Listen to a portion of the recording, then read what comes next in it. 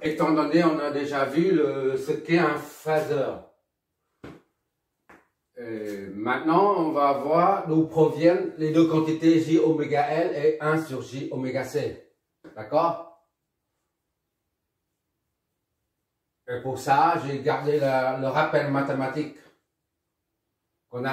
Tout ça, on a utilisé pour démontrer ce que c'est un phaseur. Maintenant, j'ai ajouté E, J, pi sur 2.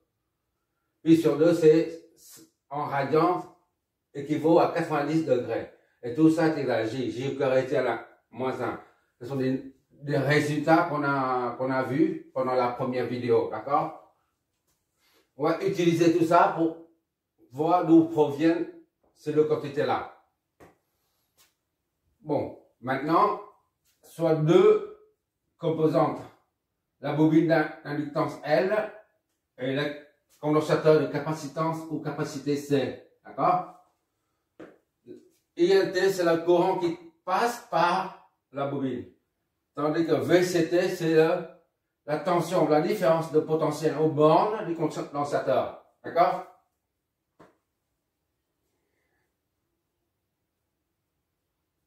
INT exprimé dans le domaine temporel. ILT, c'est I max fois cosinus oméga t plus phi. Voilà. Supposons que ça, INT, c'est un courant sinusoïdal, cosinusoïdal, d'accord?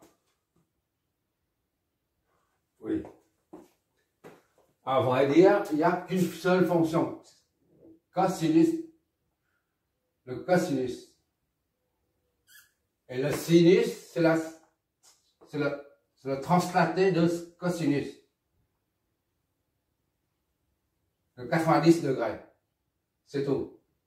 D'accord? Ça, c'est cos. Et ça, c'est sin. Sinus. Et pourquoi j'utilise cos plutôt que sinus? Parce que un cosinus est la fonction cosinus soïdale est paire, tandis que la fonction sinusoïdale est impaire. Et on doit, quand c'est quelque chose qui est impair, on doit toujours tenir compte de le signe négatif. C'est la raison pour laquelle, pour ne pas avoir affaire au signe moins, que j'ai utilisé la fonction cosinusoïdale plutôt que à la place de la fonction sinusoïdale. C'est tout. C'est l'unique raison. D'ailleurs, sur le simulateur utilise toujours, donne des résultats sous forme cosinusoïdale. Voilà. Bon, maintenant, supposons que INT est égal à I max cosinus oméga t plus phi. Et que VCT, la tension au bord du condo, c'est VCT est égal à V max. D'accord? Là, IN max. Désormais, IN max. N comme inductance. D'accord? VC max fois cosinus oméga t plus phi. D'accord?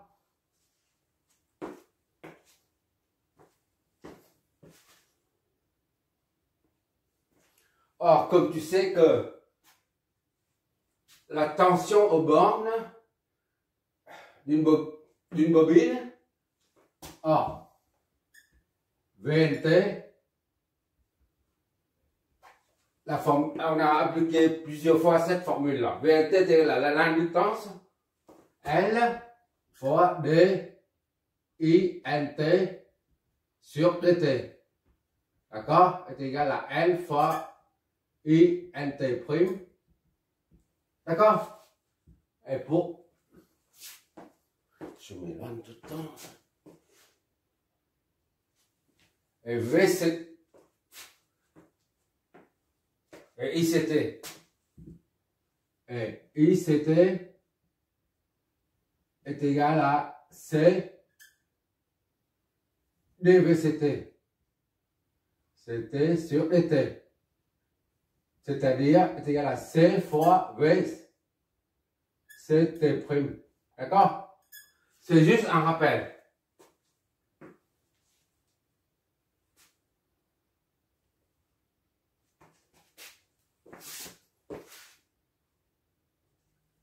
Maintenant, on va traiter ça. On va calculer VNT aux bornes de la bobine pour voir ce que ça donne. D'accord? VNT est égal à L INT'. D'accord? Or, INT', c'est la dérivée de ça. Donc, il suffit de prendre la dérivée.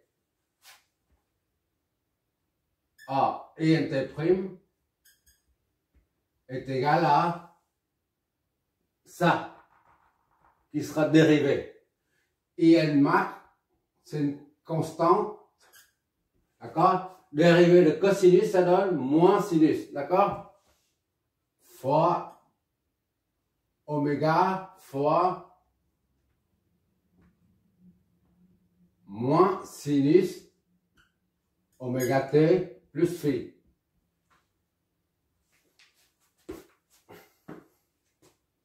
Voilà.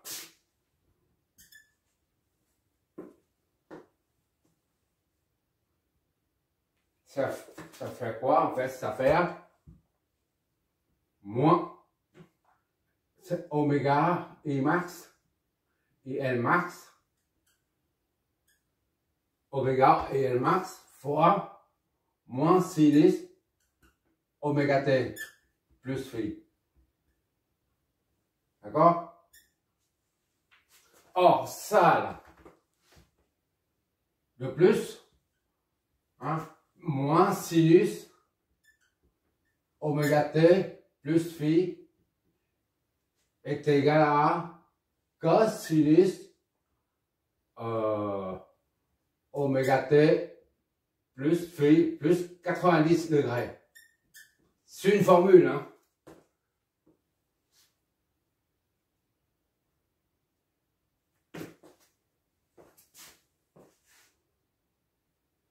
Si tu veux, je vais trop vite peut-être, je vais remplacer ça par ça. Je vais détailler un peu si tu préfères. D'accord? Je fais de ce côté-là. Tu as un cercle comme ça. J'essaie de te montrer pourquoi moins sinus oméga t plus est égal à ça. D'accord? Ça, c'est le cosinus. Ça, c'est sinus. Cosinus et sinus. Moins sinus. Moins cosinus. D'accord?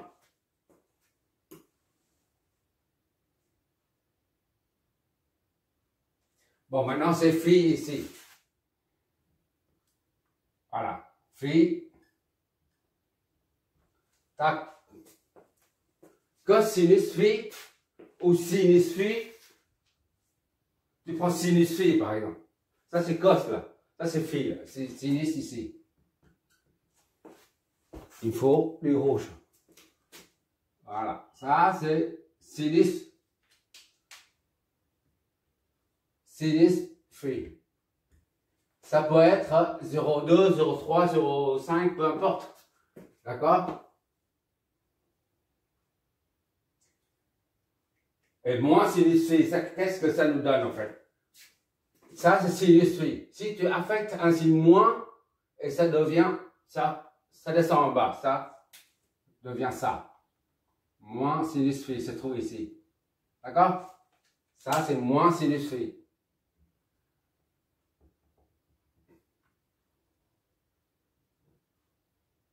Moins sinus phi.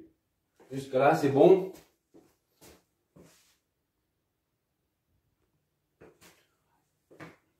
J'espère que c'est pas sinus phi là, ici. Là, c'est cosinus, ça c'est sinus. Là, c'est cosinus, ça c'est sinus. D'accord? Cosinus phi, c'est la projection de ça sur cet axe. Sinus, c'est la projection de ça sur cet axe. C'est la raison pour laquelle tu as ce segment rouge. Sinus phi. Et l'opposé de sinus phi, c'est moins sinus phi. L'opposé se trouve ici. L'axe négatif. Positif ici. Et négatif en bas. Voilà, ça c'est positif. Et ça c'est négatif. Positif, ça c'est négatif. Voilà, ici c'est négatif. tu remarques ici, c'est la même chose que quand tu fais moins sinus phi là, ici, là, est égal à ce segment-là. Disons c'est 0,2. C'est la même chose que tu fais un tour comme ça là. Jusque là. C'est-à-dire ici, à là c'est demi-cercle, c'est 180 degrés. 180. D'accord? Ici, à là, c'est-à-dire phi plus 180. D'accord? Et tu tombes, tu fais la projection, tu te retombes sur ça. C'est-à-dire, moins sinus phi est égal à sinus de phi plus 180. D'accord? Je ne sais pas si tu vois. Or, on a dit pendant la première vidéo, concernant l'introduction aux signaux sinusoïdaux, on a dit cos, phi,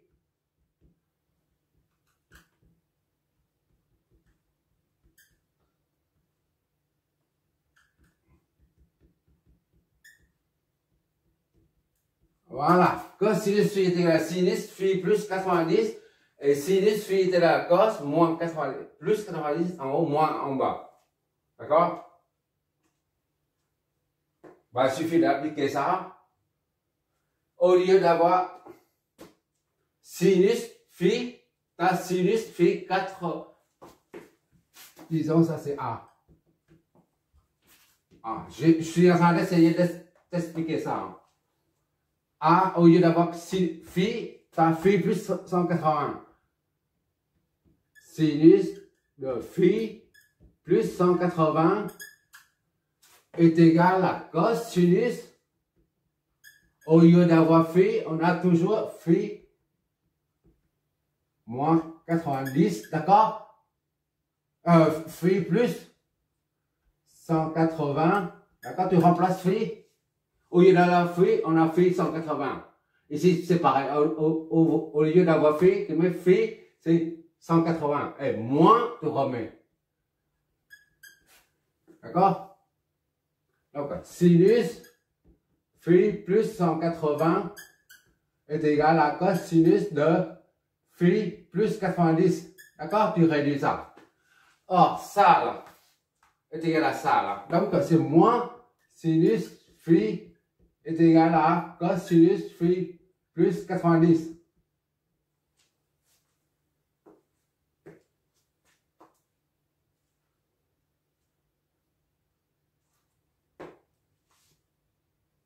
D'accord? Ça, c'est la même chose que ça, là. Ça et ça. Tu vois là, ça, cos oméga t plus phi.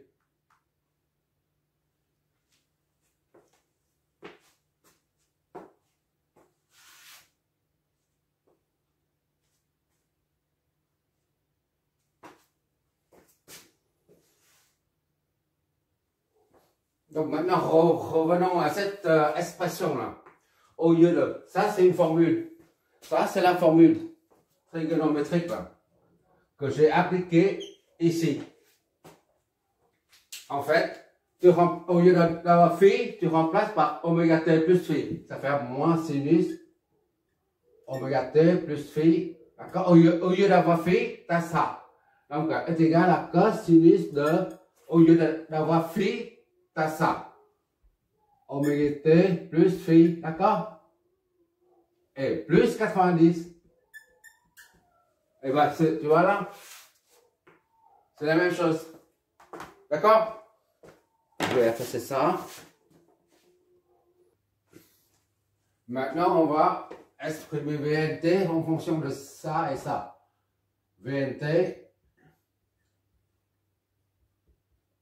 est égal à L fois la dérivée. C'est tout ça. D'accord? C'est-à-dire oméga I max, IN max, fois ça. Or, ça là, est égal à ça. Donc, fois cosinus de oméga T plus phi plus 90 degrés. D'accord? Ou pi sur 2, c'est la même chose. D'accord?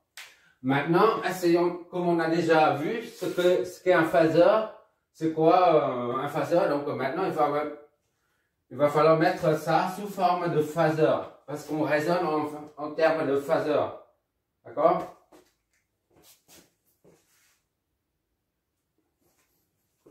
Ça, c'est LNTR. Oméga L et L max.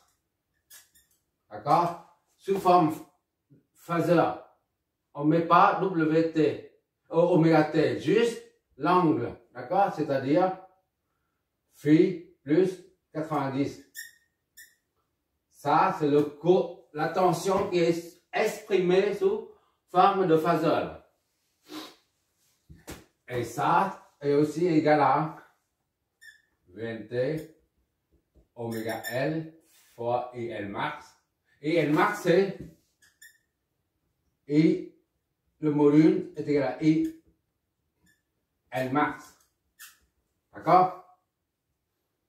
Et ça est égal à E G phi. D'accord? Donc, ici, là, I max et L max, on remplace par le module. D'accord? Et ça, on met E G phi. Phi, c'est tout ça. Ça correspond ici à tout ça.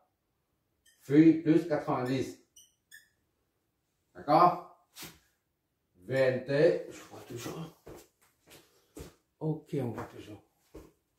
VNT, donc, est égal à oméga L fois I, L, module, fois ça, on développe E, G phi, fois E, G 90. D'accord? A, E, J 90, E, J 90 est égal à J. Est égal à J. D'accord? Ainsi, VNT est égal à oméga L, le module de IL, fois ça, J phi fois J. D'accord? On voit toujours, j'espère. Oui, on voit la passe. Et ça,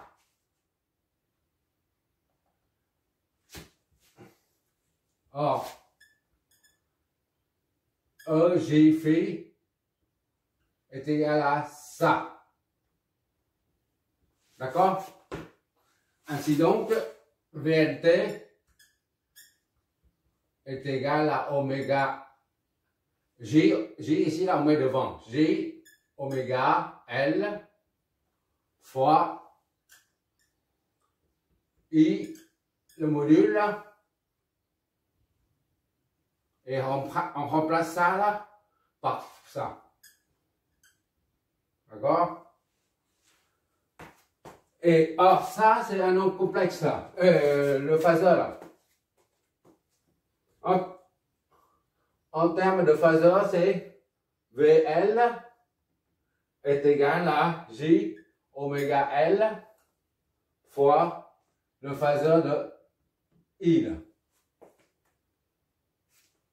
D'accord?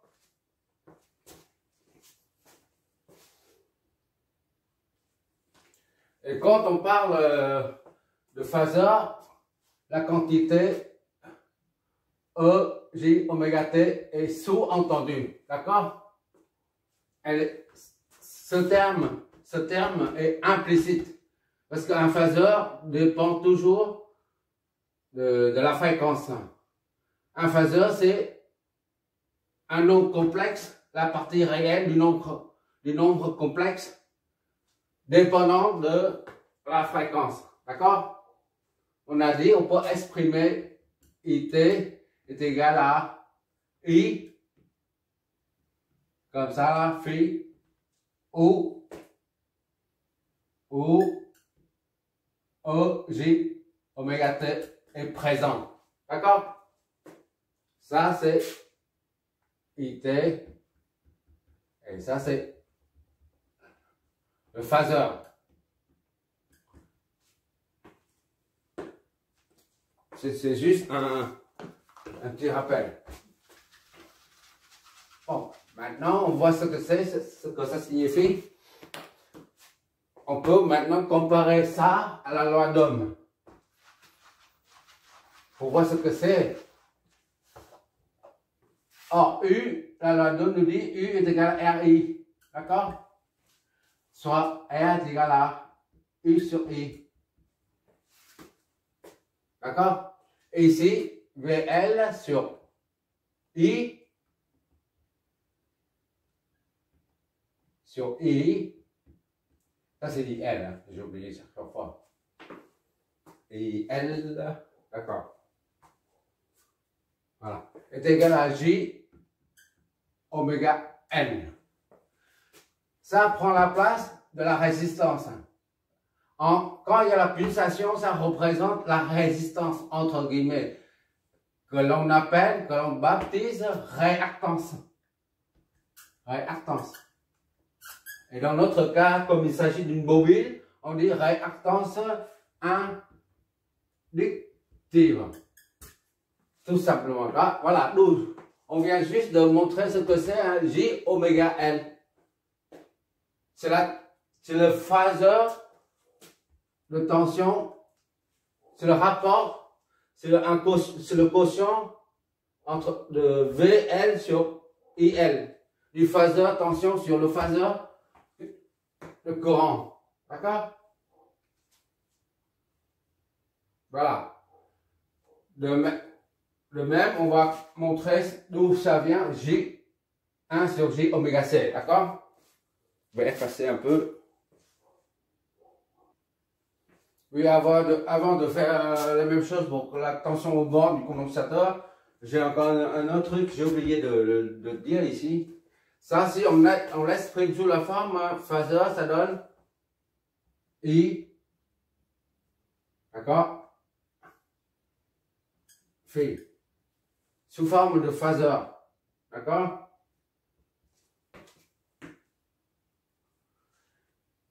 Et VL, on a trouvé tout à l'heure, j'ai effacé. Je remets ici. On compare entre ça et ça. Phaseur de IL est égal à I. Ou I max, c'est la même chose. D'accord? Ici, on met I max. Voilà. IL. Voilà, IL. Ici, c'est IL. J'ai oublié tout le temps. Phi. Si on compare les deux, on voit que ça, c'est en avance de phase. Regarde.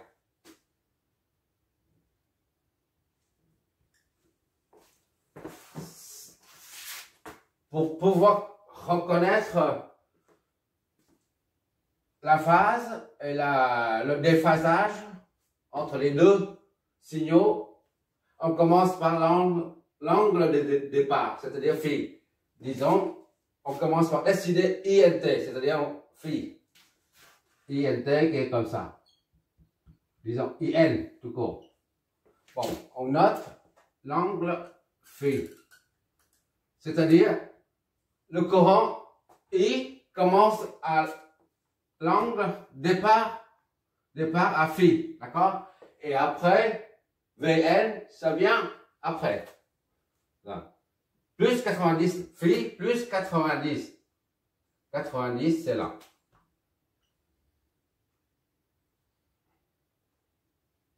VN. D'accord? Mais par rapport au centre trigonométrique, j'ai dit tout à l'heure, ça commence ici. Et ça commence IL, ça commence à phi. Et VL, ça commence à phi plus 90. Ici, c'est 90. Ça, c'est dans notre langage quotidien. Par contre, en termes de trigonométrie, on parcourt dans ce sens-là. D'accord? Celui-là, là, le courant I doit parcourir encore 90 degrés pour se confondre avec VL, la tension. C'est-à-dire que ça, c'est en retard. IL est en retard par rapport à ça. Dans le sens trigonométrique, dans le sens antihoraire, d'accord? C'est toujours comme ça, on raisonne. L'angle de départ, on met le vecteur, le courant, la grandeur du courant, là, le vecteur représentatif du courant, et après, on met le deuxième angle, c'est-à-dire phi plus 90. Et quand on tourne dans le sens trigo, on voit bien que pour rattraper VL, IN doit parcourir encore 90 degrés. C'est-à-dire que IL est en retard par rapport à VL d'un angle de 90